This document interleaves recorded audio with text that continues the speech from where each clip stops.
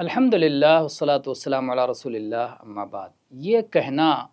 درست نہیں ہے کہ لوگ برباد ہو گئے، اس طرح کہنے سے روکا گیا ہے۔ اللہ کے رسول صلی اللہ علیہ وسلم فرماتے ہیں اذا قال الرجل هلك الناس فهو اهلكهم، جب کوئی کہتا ہے کہ لوگ برباد ہو گئے، لوگ تباہ ہو گئے، تو وہ خود سب سے زیادہ تباہ ہونے والا ہوتا ہے۔ اور اس کو اس طرح بھی پڑھا گیا ہے فهو اهلكهم، کہ اس شخص نے لوگوں کو ہلاکت والا بنا دیا، تباہ ہونے والے لوگ بنا دیا، حالانکہ حقیقت میں وہ تباہ نہیں ہیں۔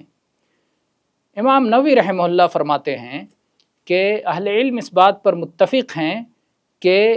یہ مذمت اور یہ ممانعت اس وقت کے لیے ہے جب کوئی شخص لوگوں کو حقیر سمجھتے ہوئے، ان کو معمولی سمجھتے ہوئے اور خود کو بڑا سمجھتے ہوئے، افضل سمجھتے ہوئے کہے کہ میں تو بڑا اچھا ہوں اور سارے لوگ برباد ہیں، برے ہو گئے ہیں، خراب ہو گئے ہیں۔ تو اگر اس طرح سے کہتا ہے تو یہ کہنا درست نہیں ہے، کیونکہ اللہ تعالیٰ کی اس کائنات میں کیا حکمت ہے، کیا راز ہے، اسے نہیں معلوم۔ ہاں، اگر کوئی شخص لوگوں کی حالت پر غم کرتے ہوئے اس طرح کہتا ہے کہ دین کے معاملے میں لوگوں میں بڑی کمی آ گئی ہے، 5 وقتہ صلاح کی پابندی کرتے ہیں اور سنتوں کی پابندی نہیں کرتے ہیں، یا صلاۃ کی پابندی میں بھی بہت ساری کوتاہی کرتے ہیں، تو اس طرح اگر کوئی شخص کہتا ہے تو اس میں حرج نہیں، اپنے غم کو ظاہر کرتے ہوئے۔ لیکن اگر وہ اس طرح کہتا ہے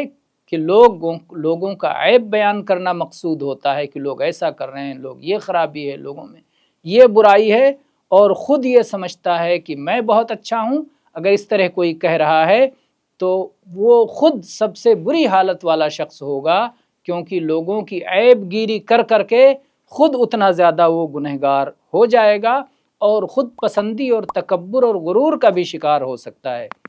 تو اس طرح کے الفاظ سے بچنا چاہیے۔ واللہ اعلم، الحمدللہ رب العالمین۔